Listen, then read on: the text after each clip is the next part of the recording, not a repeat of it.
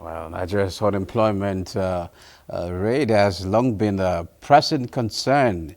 Well, in his Independence Day address, President Tinubu also disclosed plans by his administration to launch the Renewed Hope Labor Employment and Empowerment Program.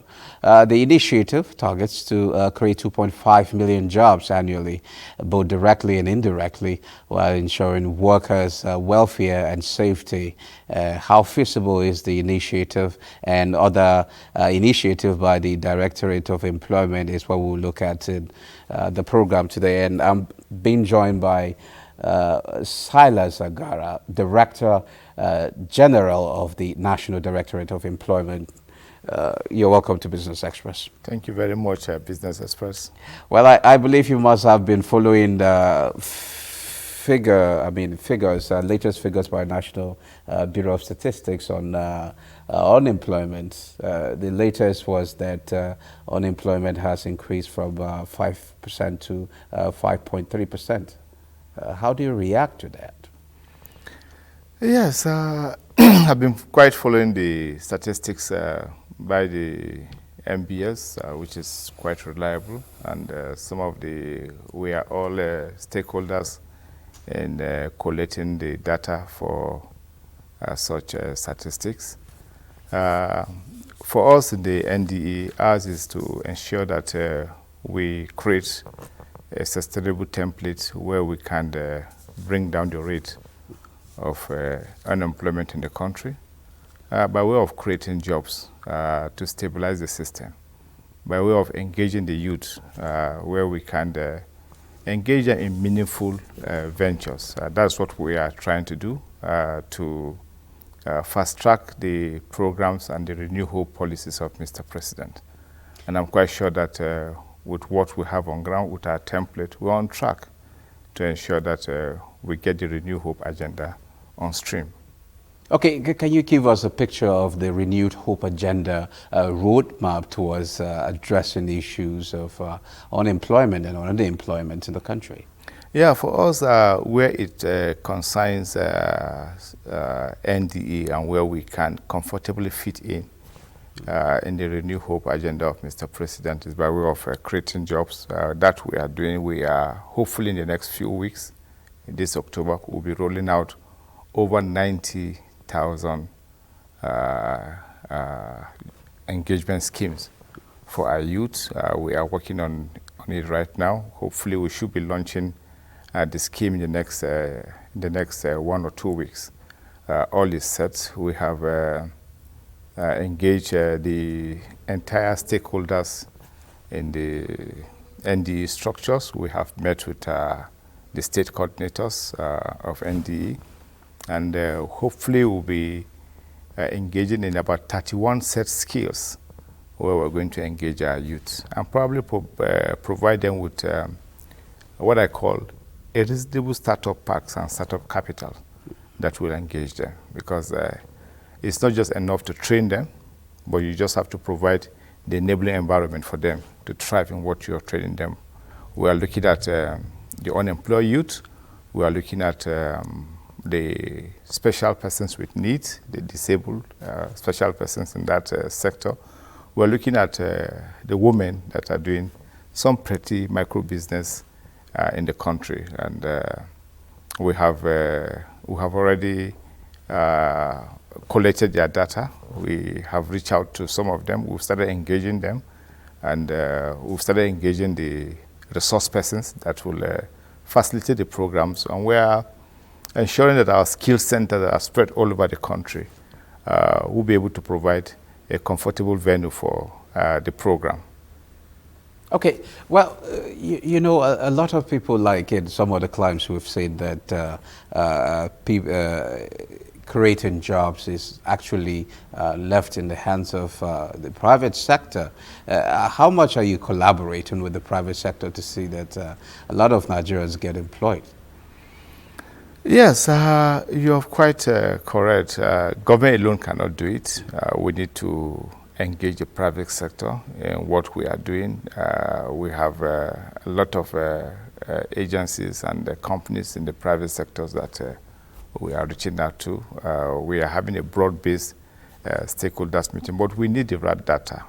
For now, we are collecting data that we can be able to assess those in the private sector. Our website just came on stream last week. The first thing we need to do was to have a data collection center. Job center all over the state need the software facility to be able to engage the youth, for the youth to come out and engage our job collection center all over the state. And the website just came on stream, and we are sending the links out there to our unemployed youth so that they can access the job center. We can collect their data and make it available to the private sector where we know that it is actually needed. And we just came on board about some few weeks ago, but we have to hit the ground running because we can't be giving the youth excuses that we are not ready. So we are we're having the stakeholder meeting with the youth, just like Mr. President pointed out in this independence broadcast. And at that point, we should be able to know what our youth need and how we can engage them meaningfully and how we can access them to the private sector so that they can be meaningfully engaged. But coming back to NDA is just to create that enabling environment, to create employment opportunities for our youth by way of skill acquisition for them. Okay. Well, you talked about skill acquisition. It's a model that we've been, we've tried in the past, and we've seen a situation whereby some youths have been trained. At the end of the day, they get starter pack to start, but we get to find out that a lot of them somehow along the way they abandon those skills. So what mechanism are you putting for or in place for sustainability of this kind of skills?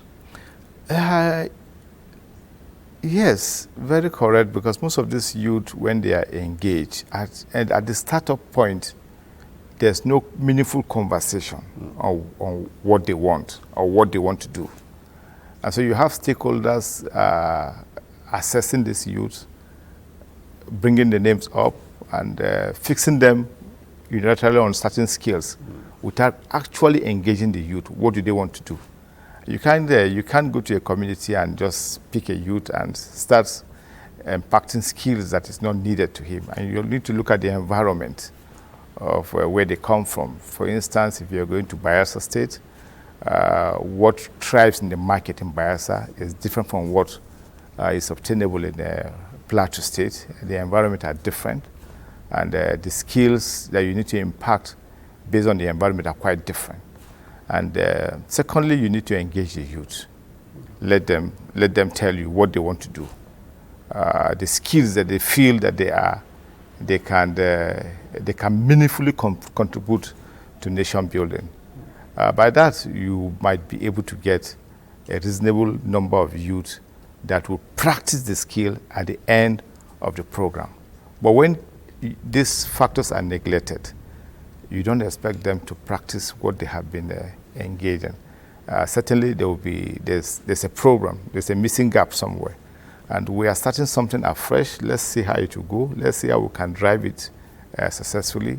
That's why we're coming out with just that number of 90,000 to engage you between October to December. And we'll have a window period between January next year, hopefully, January, February, to see how meaningfully, how we can impact on them, how acceptable that program is.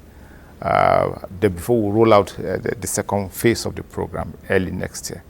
I believe that with the roadmap we have and with the way we're engaging the youth and reaching out to them from the community level, because we're not just staying in the office and they're looking at you, we're going to their community level. We're hoping to get a minimum of 10 youth in each ward, electoral ward you get to.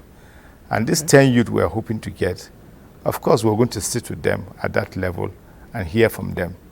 From that 31 set skills that we have, they'll be able to look at the 31 set skill and see which one applies to them, which one will be more meaningful at the end of the program to the youth. And by the special grace of God, I believe that we should get it right this time around.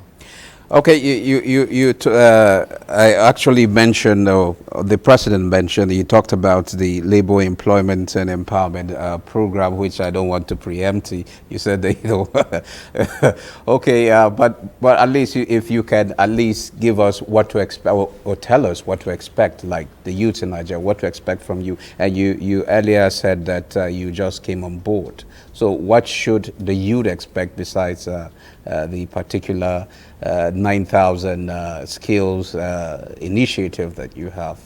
What should they expect? Not 9,000, 90,000. Okay, sorry, 90,000. My apologies. Yeah, the times are changing now, and we're in a very dynamic age where technology is driving most of the things that we need to do.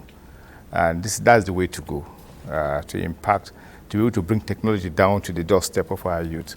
I don't want to preempt what the engagement will look like, but I believe that when that conversation takes place, we should be able to know the direction of what to do and how to engage at the youth at that level. Okay. Thank you very much, Mr. Silas Agara, Director General of National Directorate of Employment. It's been a pleasure you sharing your thought with us. Thank you very much for the opportunity to reach out to our youth, and I believe that by the special grace of God, this time around, it should be a new course, a new direction for the youth of this country. Okay, beautiful.